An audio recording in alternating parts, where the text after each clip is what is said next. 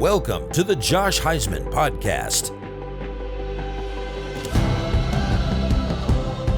Hello, everyone. Welcome to the episode. I am excited to be here with you in another week, and I have a wonderful guest that I'm going to be having a conversation with here in just a little bit. But I wanted to start off this podcast today with a bit of a message that I shared at New Hope Community Church. We were going through the book of Job not too long ago, and when we finished the book of Job, we ended with what is called the Yahweh speeches, which is Job chapters 38 through 42, where God speaks and is responding to Job and the three friends who had been having conversations back and forth. And it's some of the most beautiful passages of Scripture that you can read, especially when you find yourself in a moment of uncertainty or doubt, and you really have maybe just been questioning God. And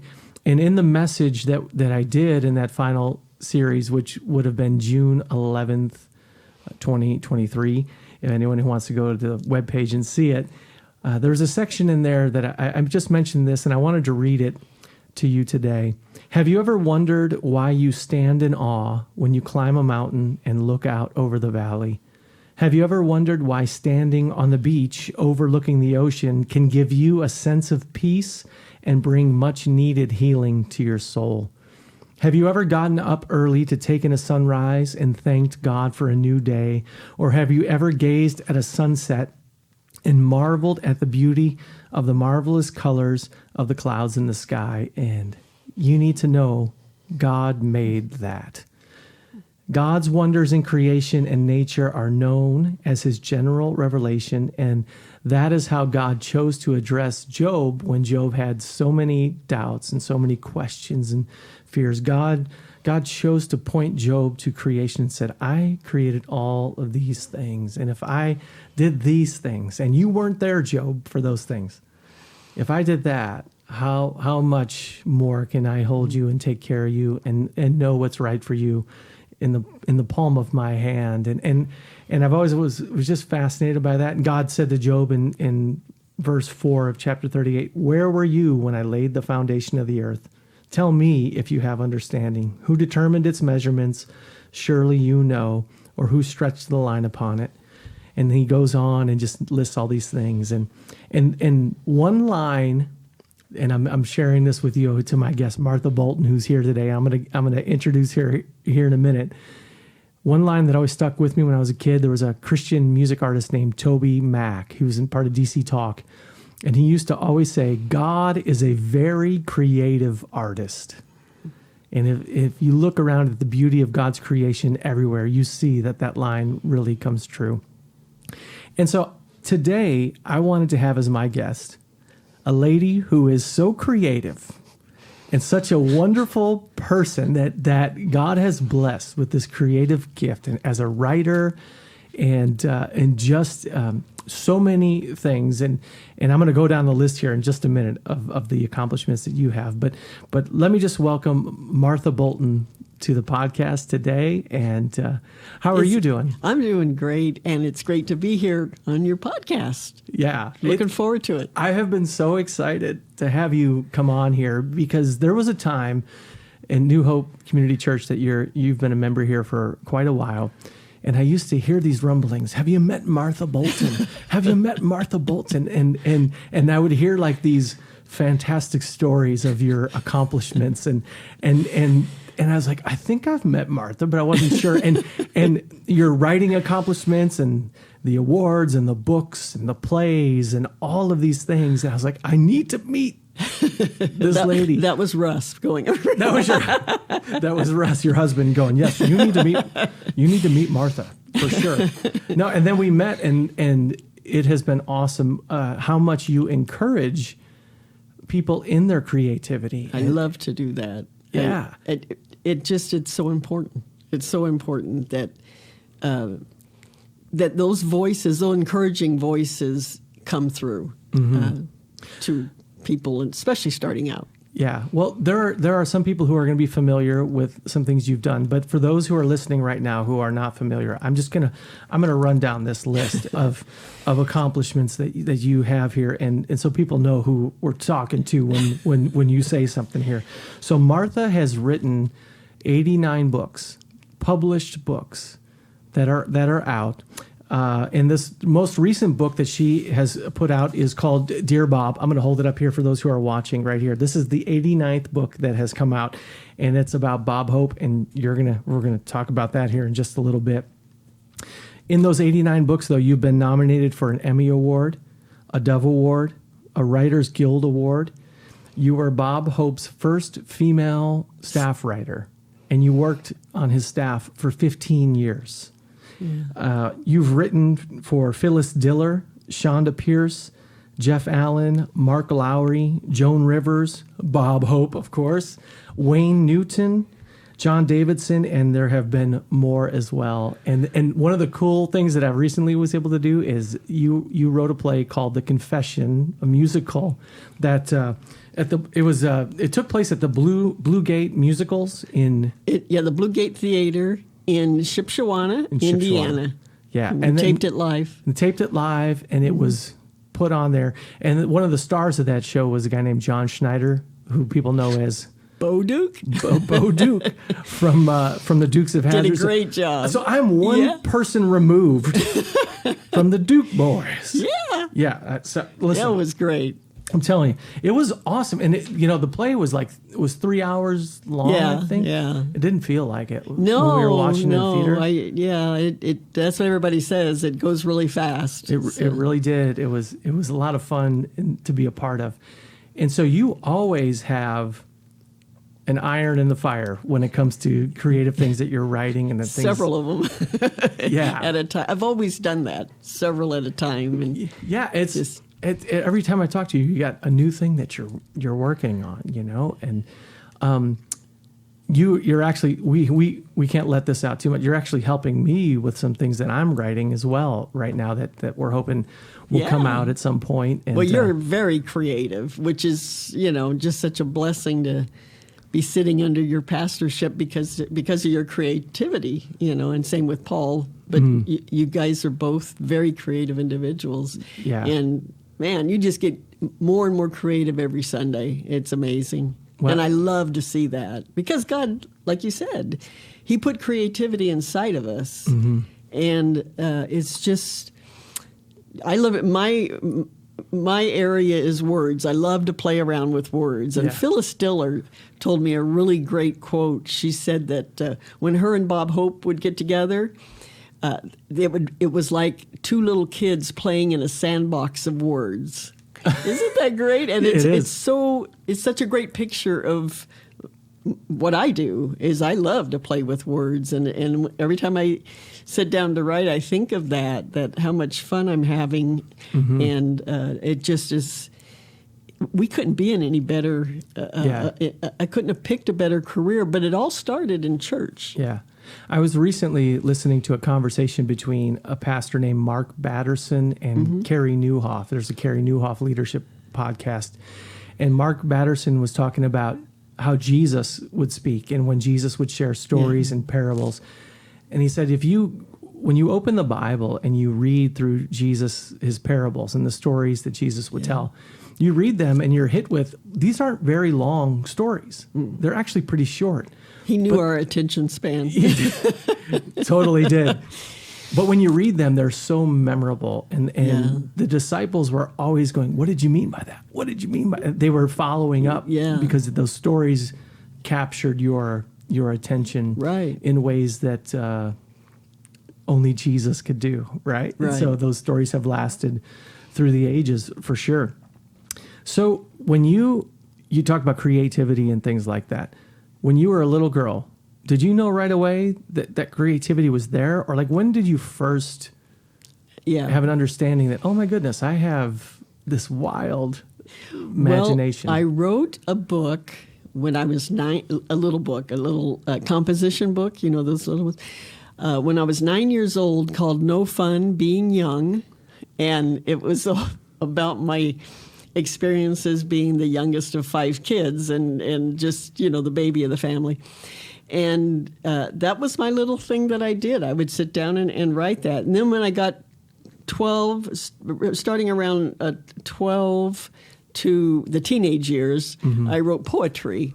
And I would tape the poems above my bed on the wall. And I had like 30 poems up there. And some were funny and some were serious. And but I was very excited about my writing. I loved it, and when my cousin would come over and spend the night with me, she'd look on the wall to see what new thing I had written, and she was so encouraging, and so was my sister Malva was hugely encouraging in my career. In fact, she's the one that first bought me a Writer's Digest magazine. I didn't even know they existed. I never really thought I'd be a writer as a job. I trained to be a secretary. And that's all of those skills have really come in handy. Yeah. So God knew what he was doing. I'm going along this path, but I thought it was just to be a secretary. And I did work as a secretary. I was a church secretary, which is where I started my writing. But all of those skills have continued with me into a writing career that I didn't see coming. I just knew I would write as a hobby forever. I loved writing. And I started getting a lot of. I would do church plays, pageants, and Easter, Christmas, and then would roast the pastor, which I still have to do someday. So there's plenty of material that you'll be able to do that. That's for sure. But that's what I started getting known as roasting the pastor or roasting, the Sunday school superintendent. And then other churches started calling me to come roast their pastor. So this is while you had a job as a church secretary. Oh, yeah. I was risking my job every time I got up and behind the microphone. But I had that natural sense of the boundary of where you kind of stay, because in my opinion, a roast, you're honoring the person. So if they're not enjoying it, if they're just getting beat up, then who's having fun? They're certainly not, and the audiences would feel uncomfortable. So it's really an honor. So you know how to stay within those boundaries to where you're having fun and you're laughing, and they should be the one that's laughing the most, because it's a really positive thing. So. And I think that's why other pastors would, their churches wanted me to come roast their pastor, because it's a fun night, know. But I started getting encouragement then from the people that said, "Why don't you try writing for Hollywood?" And the thought had never occurred to me. The thought to write a book had never occurred to me. I just, I read some books, but I typically did my book reports on Classics Illustrated comic books. It's where my extent of the classics were. But I followed cartoonists. I was a big fan, and even had Bob Hope comic books. That a lot of people don't know he had a comic book. And it went through many years, and I had copies of those. Copies of that, as a kid, that's really neat. Read them. So you've touched on a couple of important things to me, because you mentioned the encouragement that you had from people, and I think that's one of the hardest things when you're writing something.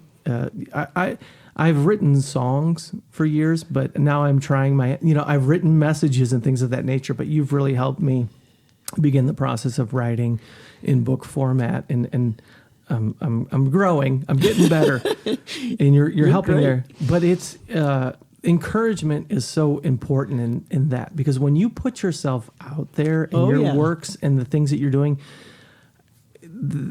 it's a vulnerability that is really difficult to manage, especially when you get dinged, I'll call it, and somebody calls you out, or somebody doesn't like it, or somebody, and that is a moment of, most people go, well, I'm afraid to get up in public speak because someone might say something negative. Well, there's a good chance it'll happen. Or writing. I mean, have you had something where you had some? Oh, I do. I have a file full. But it was especially, I was especially vulnerable in the beginning when I first started, because as a writer, and I'm an introvert, but as a writer and an introvert, you tend to write, but you keep your things close to you, other than up on my wall, which was in the privacy of my bedroom, but to send it out. I remember the first time my pastor read a poem from the pulpit that I had written, and I think I was 12 years old or something, but goodness gracious, that meant so much to me. But I got the opportunity, I got the idea because I had, in our town in California, the train would come and when it would come through town, it would cut off the town. And if you got stuck on one street trying to cross the train tracks, the train, could very easily cut you off for quite a while. Yeah. Well, this one day I was trying to beat the train, and every time I went to a different street, it backed up, and then he blocked me at the next street. And then I thought, this is a really funny idea to write as an article. And so I just went home and wrote it up, and then I thought, well, I'm going to send it to the newspaper and see what they say. I didn't know if they'd print it or not, but it was so particular to that town that I thought I might have a shot. Yeah. And it was a funny article. It was all satire and whatnot. But so I did it. And the editor called me up and told me, that he loved it and he's going to print it. So I was so excited. It was going to be a guest editorial on, it's like page 2. Yeah. And so I was thrilled. So the night it came out, I'm, celebrating and having just such excitement.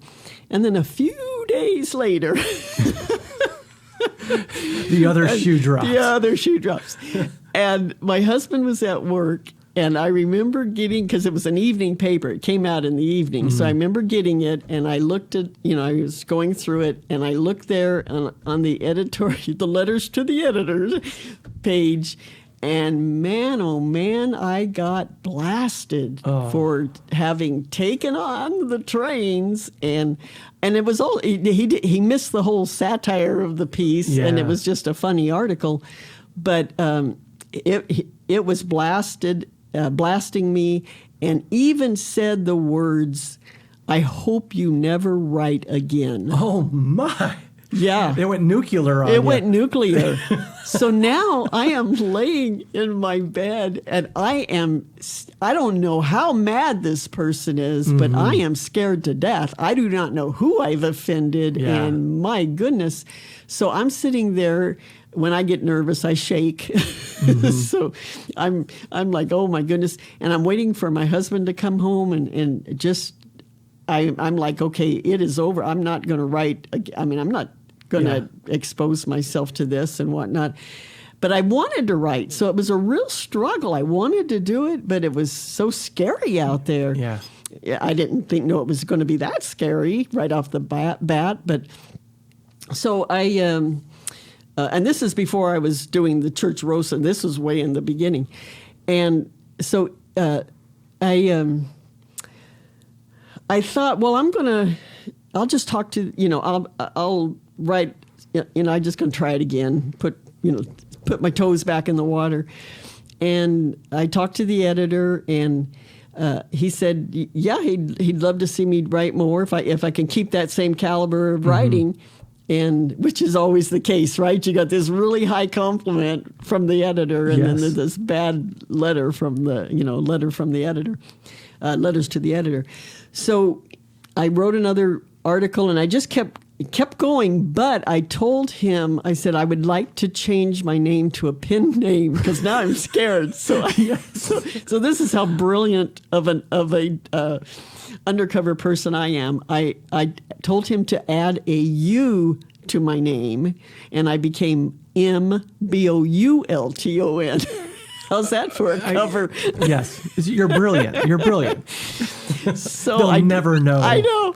So I did that for a while, and then on another occasion, I happened to be talking to the editor, and I told him that I probably wanted to go back to my real name, And he said, well, why did you want to change it anyway? And so then I told him, I said, well, it was that letter to the editor that way back in the beginning about the trains. I got that horrible letter, telling me that he hoped I never write again.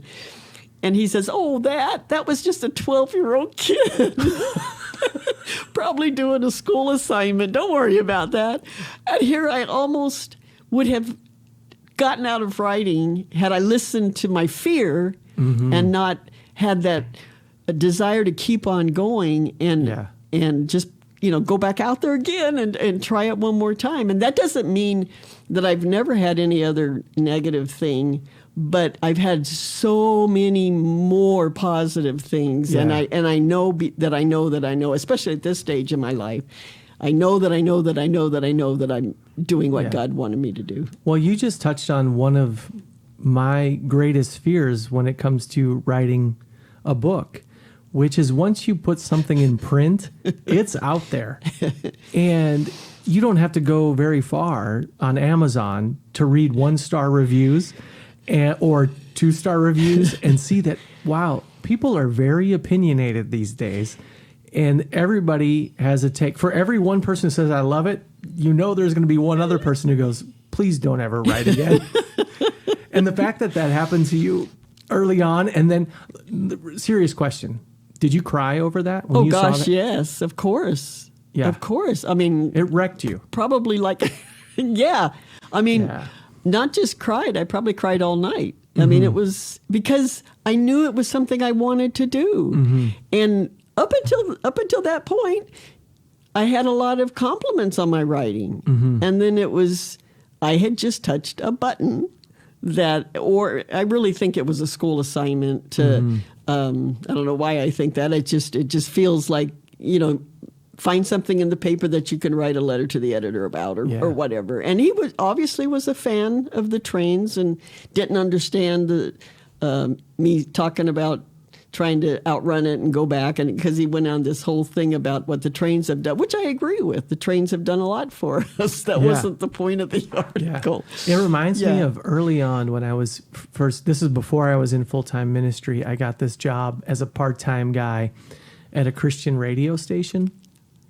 And whenever an on-air DJ needed someone to fill in, they would ask me to fill in, and I would go on there. It got me used to talking into a microphone and everything. Yeah. Well, on one particular day, I was filling in for somebody, and we always had to do the weather forecast. And I was just doing the 7-day forecast, and there was a day when it was supposed to rain. Now, I grew up in Chicago, and I, where everything is cement and concrete, and there's, the forests are few and far between.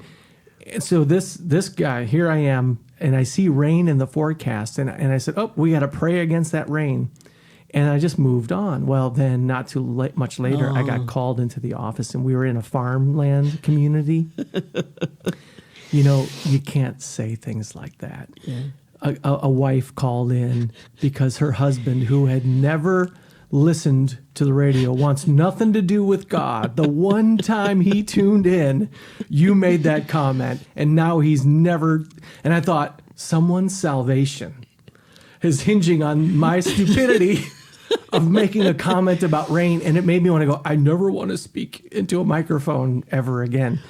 And so it does that to you. Well, and isn't it good, though, of what a good teacher God is, that he lets most of those things happen in the beginning before you've got a big audience. Yeah. And you learn. And it taught me boundaries. It taught me to run through, not that, because I think he overreacted, but he's 12. But it taught me to really run things through my head a bunch of times before I put it down. And really, sometimes it just helps, no matter what you're doing. If you're doing a roast, if you're doing a sermon, if you're doing a song, if you're doing a book, it just run it through. Be the toughest editor you can be on yourself. Yeah, and that's the lesson it teaches. Is right experiences. Yeah. Experience in that teaches you that everybody is hearing or reading things from their own lens. Yeah,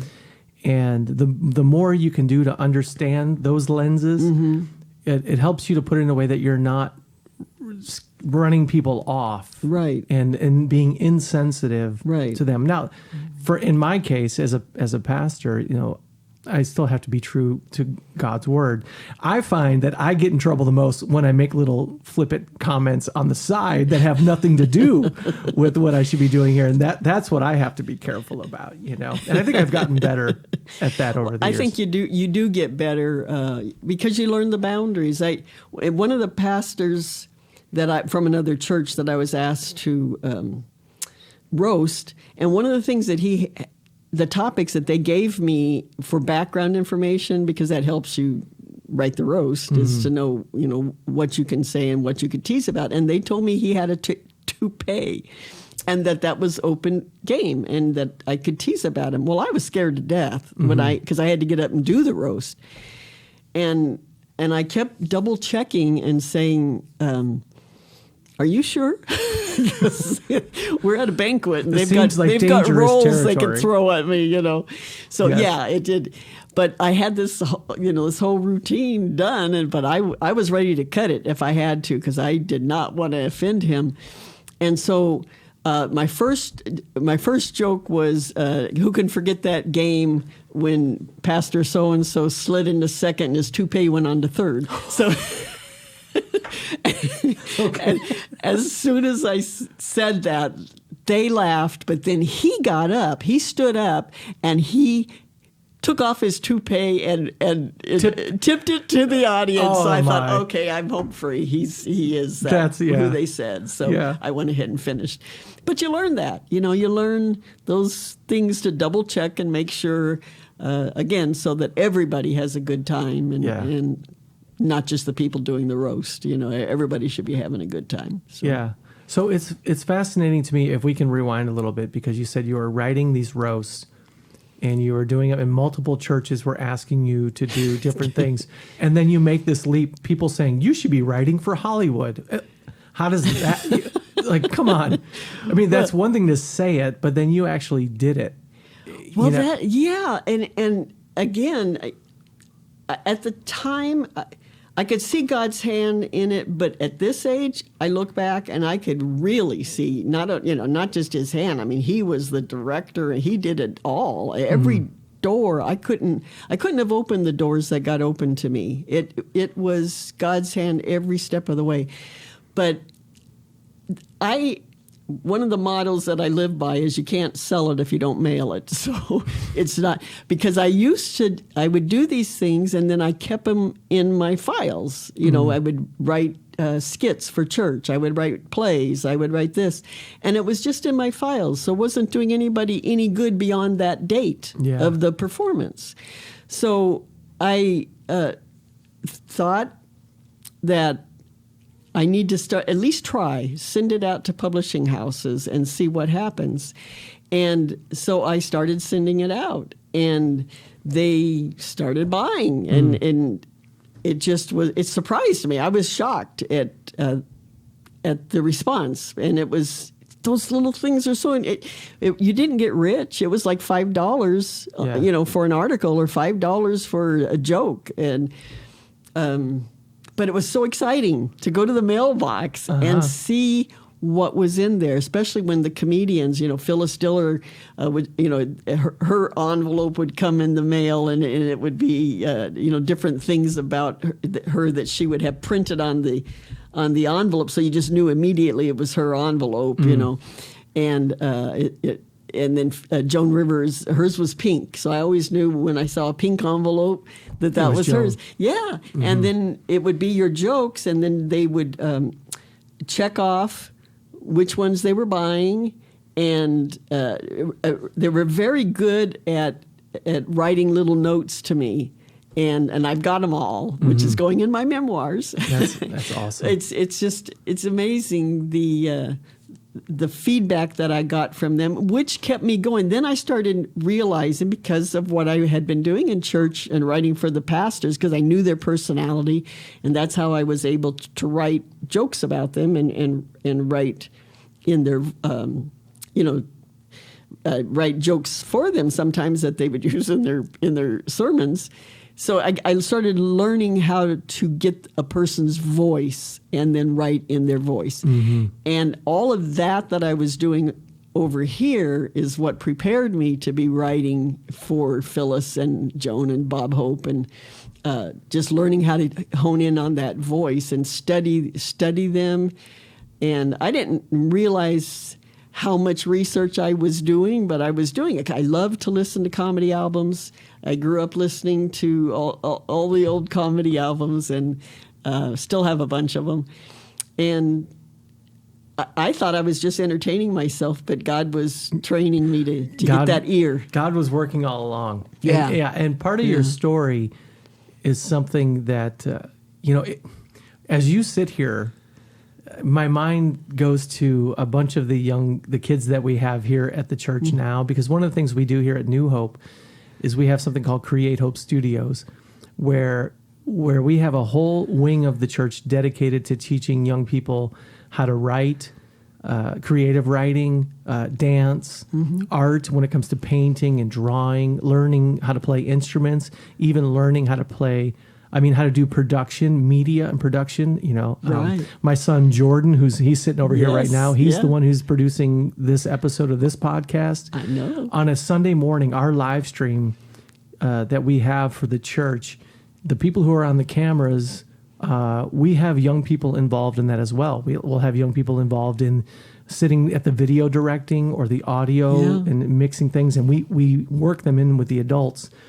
And it's the vision behind that has to do with what you said, where you go back to your younger days and you go, the church was a place where I got my start doing Absolutely. those things. And I want to hear young people when I'm long gone, them say one day, the church was allowed me to use my gifts that God had given me to learn and to grow so that I could serve. And then I could speak of the church in a way that the church loved me and allowed me that space. Absolutely. I always say I owe so much to those congregations that let me practice on them. And, I have only received a few bills from them, but they're very supportive and have always followed my career and are just so excited to be a part of it, because they were all in my plays. They were involved in the. Sometimes when we roast the pastor, I would write material, for more than myself. A bunch of us would get up and talk, and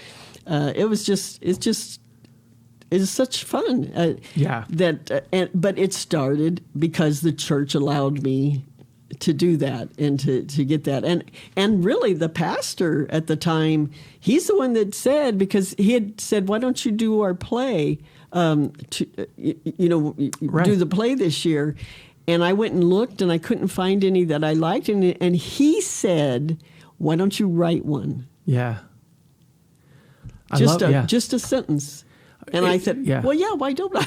In my head. Right. I thought, well, I like to do these, and I enjoy doing stuff like that. So why don't I write one? And it was right. that.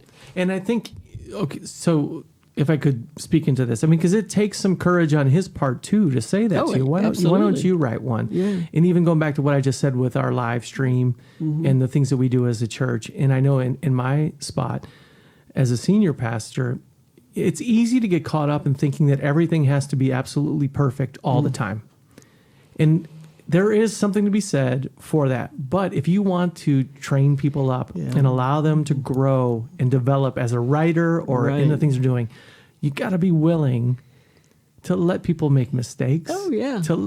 But give them the freedom to develop in that area, And most of the time, they will, if they really want to be a writer, they will be hard on themselves, and they'll see the production and they'll say, I could make that line better, or I can make this be quicker over here. And they see it, and you can guide them, of course, but they're usually willing to do whatever it takes to make it the best that it can be, because it's their work. They want it to be good. Yeah. And you're part. So you're one of our teachers in Creative Hope Studios. Yes, and I'm loving it. You teach creative writing. Yeah. The Christmas program, 2 seasons ago, you helped the kids, and they wrote the Christmas wrote it, and we give them full billing. Yeah. It's written by them. In fact, the class is called Written By, and Written by You. And it's the kids doing the writing to where they now have a credit of having one of their Christmas plays put up on stage. Yeah, it's beautiful. And I love when they do it. And the whole vision behind that was really centered around this. We tell young people all the time, one day when you're older, the church will allow you to do things. And so the church for years has had a case, once kids graduate high school, they go, well, the church had no use for me, so I feel lost. And then they go and they do this prodigal journey. And our whole vision was saying, we want kids, high school, middle school, to wake up on a Sunday morning and go, that church needs me there. And they're willing to give me an opportunity to be involved and to serve. Right. And not just things that don't matter, but in the things that matter. And you know what I mean by that. Oh, yeah. Everything matters on a Sunday morning. But the things that everyone's seeing, they're involved in, and it's powerful. And there's a lot of entertainers, a lot of singers and whatnot that they got their start in the church choir, and that's what gave them the comfort to be up there on the stage, you know. Yeah, it's powerful. I love to see it. So now that I got you here, though, we've talked about a lot of fun stuff. Okay, we got to talk about this Dear Bob book. It's been out for several months, right? Well, yeah, it came out in 2021. I'm going to hold it up for anybody who's watching so that they can see it here on the. Yeah, 2021 it came out. 2021, and it's. Gratefully, it has won quite a few awards, and it's a tribute to Bob Hope. And I didn't even, and I worked for him for 15 years and knew him, but it's a collection of the letters from the World War II soldiers to him, and then his responses back to them. And so, how it came about is when he was alive. He's a part of this book because when he was alive, I had read some of the letters, and I was just blown away at the friendship that he had with. This wasn't a soldier to a celebrity or a sailor to a celebrity or who. It was buddy to buddy. Yeah. And it comes across in their letters, and at such a vulnerable time in each of these young kids' lives, and he was their champion. He wanted to do whatever he could for them, and so I told Bob that I think it would make a really good book had he ever thought about it, and he said, well, he hadn't. But he agreed that it would make a good book, but he said, I can't go through them again, you know. But I think he understood how much work it was going to take to turn this into a book. He was receiving, at the height of World War II, he was receiving 38,000 letters a day. A day? A day. No, a week. I'm sorry. A week. A week. Okay. Back that up. Edit that out. A week. But still. A week. Exactly. Yes. Exactly. That's incredible. That is. That's more than half of what I get. No, that's my goodness. Yeah. Yeah. And so just so everyone knows, I want to say the title of the book here. It's called Dear Bob, Bob Hope's Wartime Correspondence with the GIs of World War II, and written by Martha Bolton and his daughter. Linda Hope. So he said, on that phone call, he said, why don't you talk to my daughter? There you go. I'm holding in front of the camera. There we go. Okay. And then you guys discuss it and whatnot. So we did. And I started working on it and going through the letters and picking them out and whatnot. And then, we had shows to do and you had other things going and whatnot. But after Bob died, I didn't know where the book stood because there was a lot of work done on it, but I didn't know, what we're going to. So every time I would look at it in my files, I was like, because it was such a good book. It was, as far as like the letters, they were so powerful, and it told a story that people didn't know about Bob, So help me visualize this. You're saying 38,000 letters a week at the height of the whole thing. Right. Are you walking when you go through these letters? I'm picturing an Indiana Jones warehouse of letters. There's a picture in the book that shows the letters. They were at the house, but then after he died, they went to the Library of Congress. He donated them to the Library of Congress. So I was working on them when he was out in California, when we were all out there. But then after they moved, then I had to go up to the Library of Congress and finish the research up there. But there's just boxes. They were put in these like banker boxes and stacks and stacks and stacks and stacks of them. It's incredible. Yeah, it was. And so, and this has been, it's a great read as you go through these letters and different things. And I wanted to ask you, I'm going to put you on the spot. If you wanted to share, what would you? I have one of my favorite stories from the book. Do you have a favorite story or a letter that you want to share, and then I'll share one too? Okay, sounds good. There's a bunch that I just love, but this one is short, but it's really powerful. So, what's the title of this one? It just says "Hi, friend." It starts. Written from Japan. Mm-hmm. I remember the first night I spent on Iwo Jima. I said my prayers and I imagined I could see my little girl getting into bed, even though the Japanese were hitting us with their mortars. At this time, I was dug in beside the body of a buddy of mine, Gunny Sergeant J. Basilone. But all I could think of was home. Later on in the operation, I came across a fellow from Indianapolis. He had been hit with mortar fragments. While I was dressing his wounds, of which there were many, also giving him plasma, believe it or not, he was talking about home. When we put him aboard a track to evacuate him, he said, "Well, at least I am heading for home." This story is true, Bob, and I guess he is home by now. I have been transferred to the 2nd Division now and sure hope to get home soon. That's all for now. Only I hope the people back home hold up their end of the bargain as good as we held up ours. One of your fans, Harry. Yeah. It's good stuff. So is it my turn now? It's your turn. Do you want to elaborate on what makes that a story you wanted to read? That last sentence, that they held up their end of the bargain and they hope we held up ours. That's pretty powerful. It's a powerful message to leave when he's laying there next to the body of a buddy of his. Yeah. It makes, you and I, this episode is streaming right before 4th of July. And you and I wore our patriotic colors in honor of that. I wanted to go all in. Let me see if I can raise my foot up. Look at this. Oh, there you go. Stars. Oh, wow. And the stripes. I went all in. And yeah, you just read that story, and my sacrifice here is very trivial. Yeah. To all of us.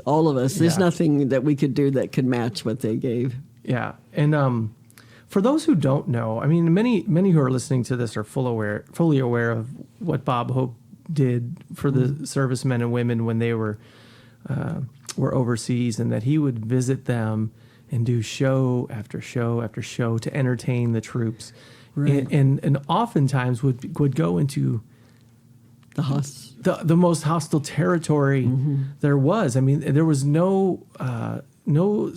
he wasn't a celebrity who shied away from any of that. He was in the heart of it, and I think that's what made these letters were that he was a friend.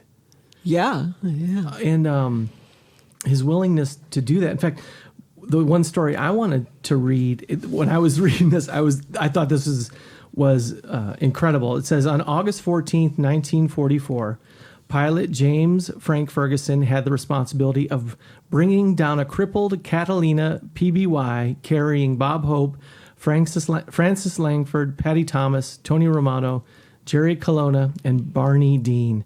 Bob, this is the part that makes, Bob had been trying his hand at flying the plane. I'm going, what? So Bob Hope is flying the plane when, through no fault of his own, the engine went out.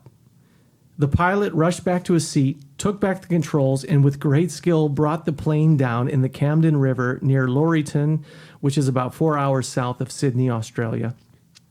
The emergency, which nearly somersaulted the aircraft, ended with the plane finally coming to rest on a sandbar. Thanks to a local fisherman, Alan Wallace, the lucky survivors all made it safely back to land. And I could continue reading this, but here's the short of it. So they go to this remote town that they crash land in on a sandbar in the water. They get a local fisherman takes them to shore, and this town in the middle of who knows where, and they start doing shows for the townspeople. Yeah, because they don't know who he is at first, but then they start doing these shows. And not only that, but they taught him the hokey pokey till 4:00 in the morning. This in one of the shows.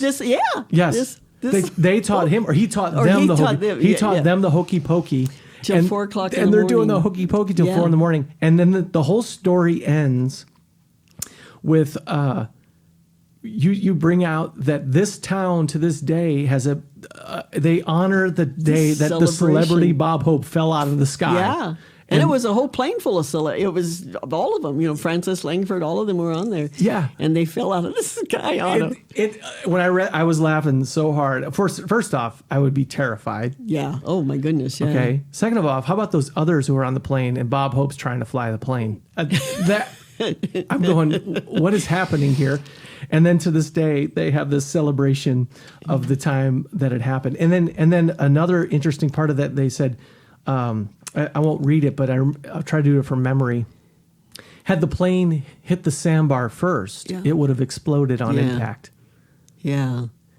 And his life, all through his life, he has experiences like that. So you could see God's hand in so many times when he had a near-death experience. But he was, for an actor who played so many very non-courageous characters, he was fearless. He was. It's incredible. His mission. He knew what his mission was, and right. So you and I have shared a story. Now there's a story you have in this book. It's called The Four Chaplains. Oh. And The Four Chaplains is one. Now I had not heard this story. It's apparently a pretty well-known story, but you brought it. It's in the book here. And I've done a little research even beyond it here, but we cannot go through this book and not share the story. Please read it, because it is one of the most powerful things I've ever heard. And so many things like this took place in World War II, but this really it's on page 177 of the book, and do you want me to just read it? Yeah. And for our listening audience at home, that'd be great. Buckle up. Yeah. On February 3rd, 1943 at 12:55 a.m., the Dorchester, a luxury liner repurposed as an Army transport ship, found itself in the crosshairs of a German submarine's periscope. Of the 3 torpedoes immediately fired at them, one was a direct hit, knocking out power and radio capabilities and sending the ship's 902 passengers into utter darkness and chaos. 4 chaplains, Lieutenant George L. Fox, who was a Methodist, Lieutenant Alexander D. Good, who was Jewish, Lieutenant John P. Washington, who was Roman Catholic, and Lieutenant Clark V. Pavlig, Dutch Reformed, did their best to bring a sense of calm to the troops as the ship steadily took in water, sinking some 27 minutes later. And these were icy waters 150 miles off the coast of Greenland, and despite Captain Hans Danielson's warning of the waters being patrolled by German U-boats and that it would be wise for them to sleep fully dressed with their life jackets on, many of them had not heeded his words. In the midst of the confusion, these 4 relatively new chaplains faced the emergency with uncommon bravery. They helped the wounded, offered prayers, and they handed out life jackets.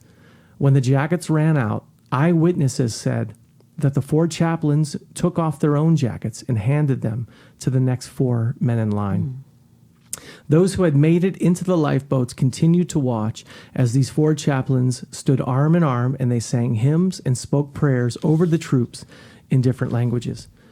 There were Catholic prayers in Latin, Jewish prayers in Hebrew, English prayers heard as the 4 chaplains bravely went down with the ship. Of the 902 on board, only 230 would eventually be rescued, and the rest, 672, including the 4 chaplains, would perish in the icy waters. John 15:13 says, "Greater love hath no man than this, that he lay down his life for his friends." It's incredible. And these 4 men of valor, I found this quote. I went to the 4 chaplains website because it's a known story. And I was reading about Carl Sandburg, and he said this about the 4 chaplains. He said, "Valor is a gift. Those having the gift never know for sure whether they have it until the test comes." And my goodness, it was something. That story, when you first read it, you kind of put the book down. Yeah. You have to take a walk. Yeah. Because it's just powerful. In fact, even on that website, there was another story that was shared in there that one of the soldiers, or one of the men on the ship, didn't have his gloves, and his hands were freezing, and he knew he had to be prepared. And one of the chaplains was trying to stop him from going back to his cabin to get his gloves. And he said, "I need my gloves, I need my gloves." And the chaplain said to him, "I have an extra pair, take mine." And he gave him it, and then the man said he realized later he was never intending to leave the ship. The chaplain gave him his gloves. He knew already that what he was going to do. That they were going to stay. And so it's stories like this. These are the things we need. More books like this. Where these stories can be read and passed down and remembered. In this age of culture that's all about pursuing ourselves, and you read a scripture, "Greater love have no one than this, that you lay down your life for someone else." That's such a foreign concept these days, and yet this story really brings that out. And I love it, too, where they were all different. The Methodists and the Roman Catholic and the Jewish and the Dutch Reform. And they're praying in their language. Mm-hmm. Can you imagine that scene? No. And in the comfort of where we sit right now, I don't want to. And maybe that should tell you all you need to know about that story right there. Yeah, I was reading on the 4 Chaplains website where it said, and they didn't ask questions about denominational backgrounds before they were praying or trying to calm or be. They just were there to be God's voice of peace in this moment. And that you're right. It's such a powerful thing. You were the one who said you need to read about the 4 chaplains, Pastor Josh. You. And I did. And I was like, Martha was right. Oh man, it sticks with you once you know about it. It's and to be. Can you imagine being the ones that got their life jacket? Mm-hmm. Whoa.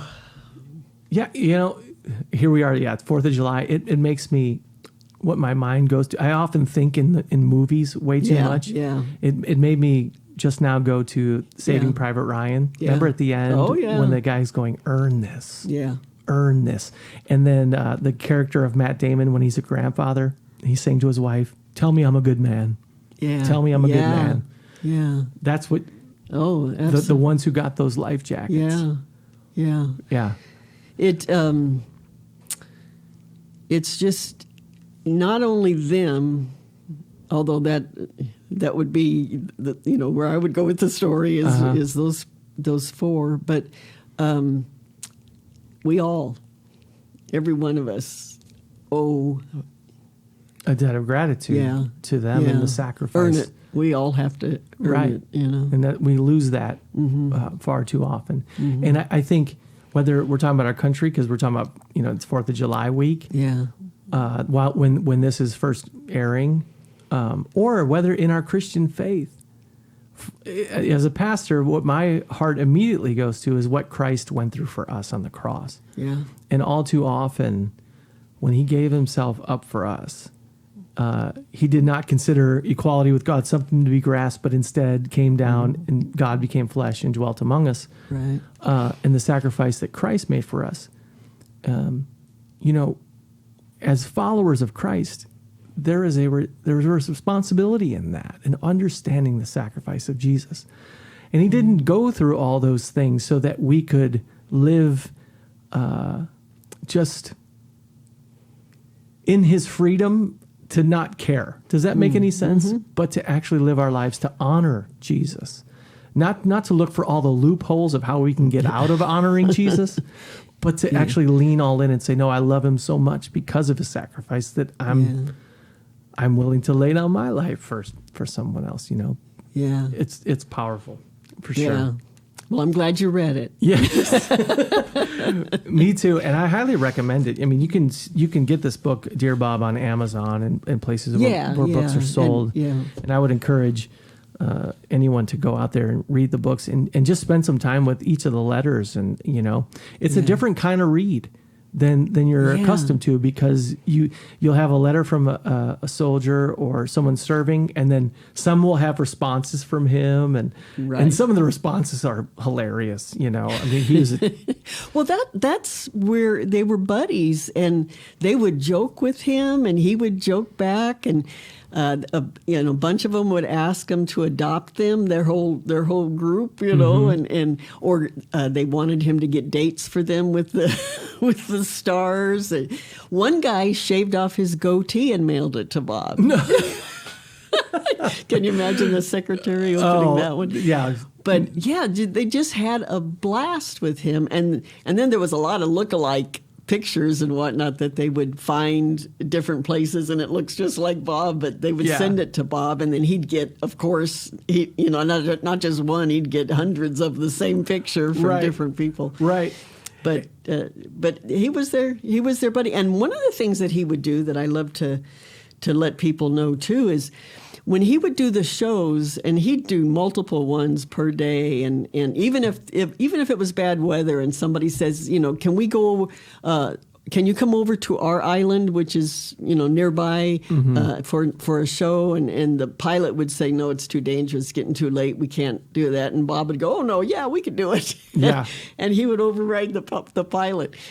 But if the soldiers could get close enough to Bob to hand him their mother's phone number, he would take those numbers, and when he got home from this, whole tour of the battlefields, and he got home, and he's exhausted, and he's got his own movies going and everything else, but he would stop, and that'd be one of the first things he'd do. He'd sit down, call all those moms, and tell them that he had seen their kid. Oh, man. It's awesome.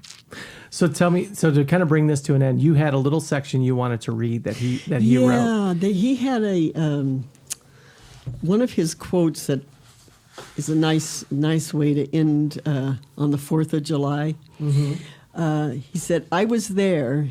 I saw your sons and your husbands, your brothers and your sweethearts.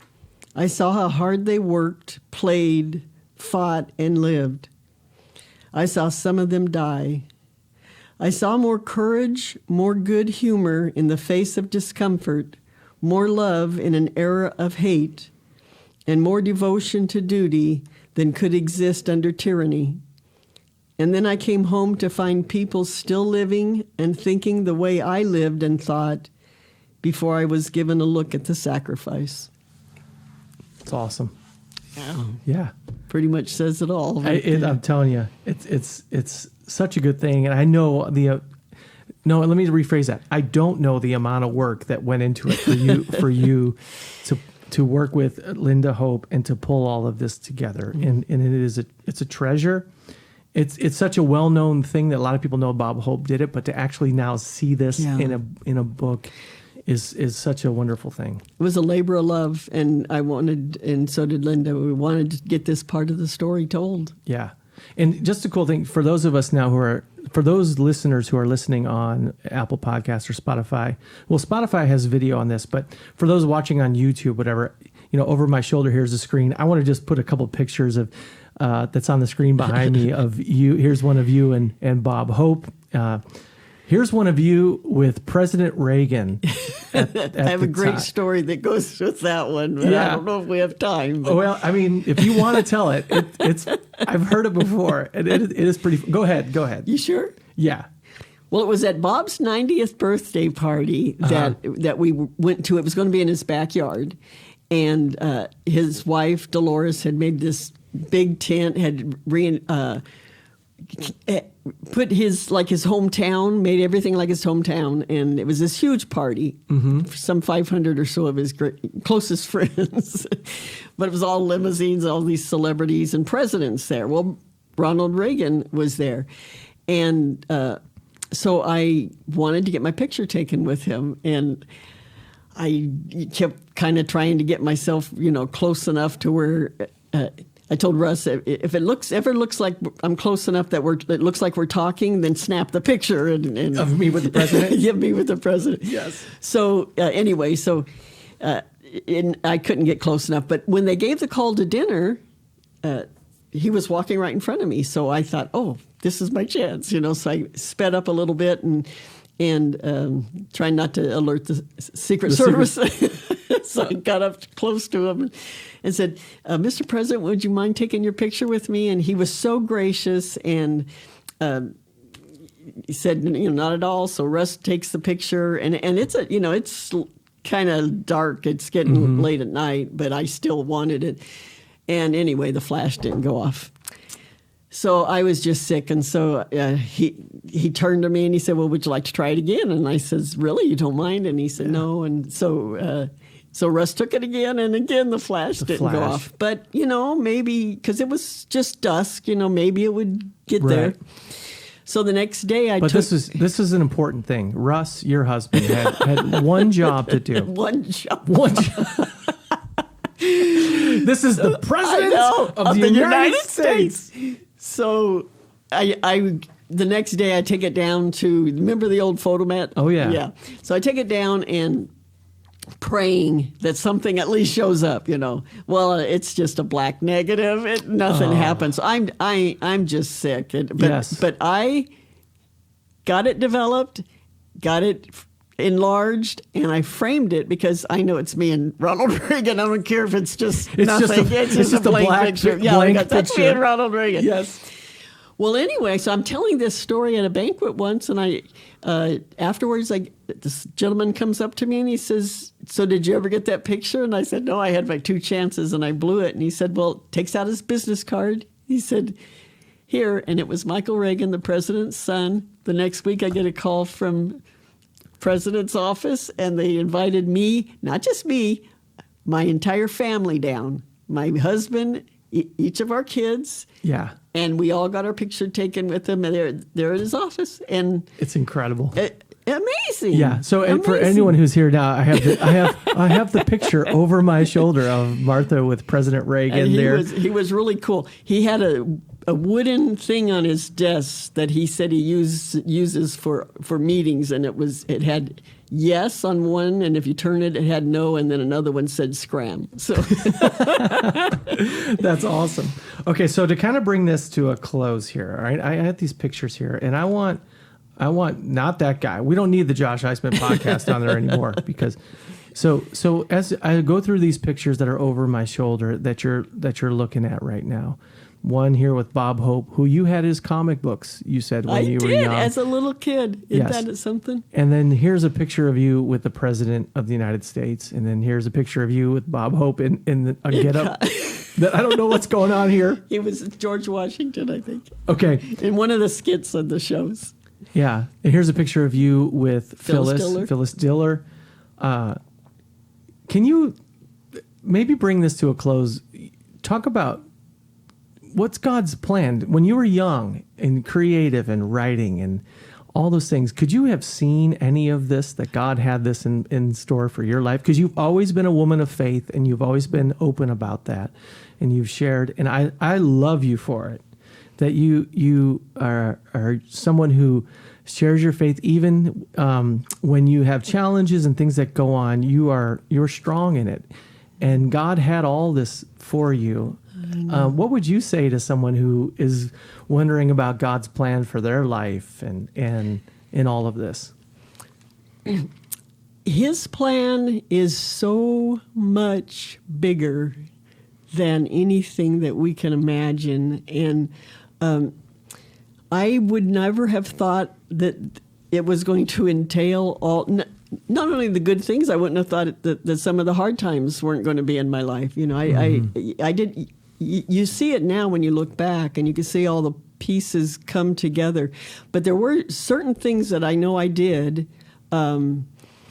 Was I built my muscles up as far as writing muscles early, and just never stopped writing, kept writing.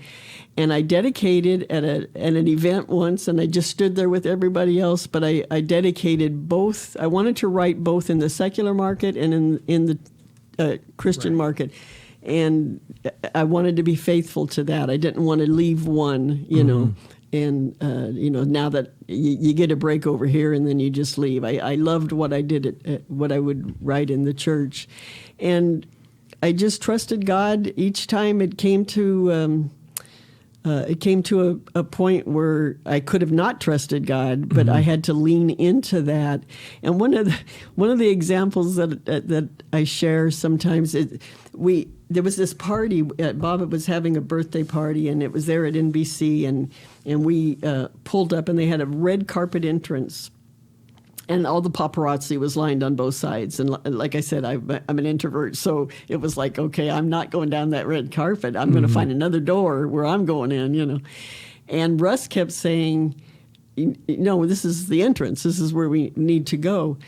And I'm like, no. And so I went and tried a couple of the doors, and I finally went behind the paparazzi, and there was bushes up by the door to get in, and I'm over there literally trying to get behind them so that I could get through the door, which looks very suspicious. Right. So anyway, I gave up because they were all there, you know, in their spot. So I went back, and then Russ says, okay, now will you go down the red carpet? That's where we're supposed to enter. And I felt so insignificant, but that was the entrance. So that's where I was supposed to go. And I walked down the red carpet with him, and, you know, I was right behind celebrities and whatnot. And, you know, the attention is on them, which is the way it should be. But nobody stopped me. And I walked on in and went in because I had an invitation from the guest of honor himself. And I always go back to that story because that's the invitation that God gives us to come and receive what he has for us. And had I given up at any point along the way, and I could have, you know, you get disappointments, or you get, you know, negative things happen, or it's work, you know, and a lot of people give up at that point just because it's work. Yeah.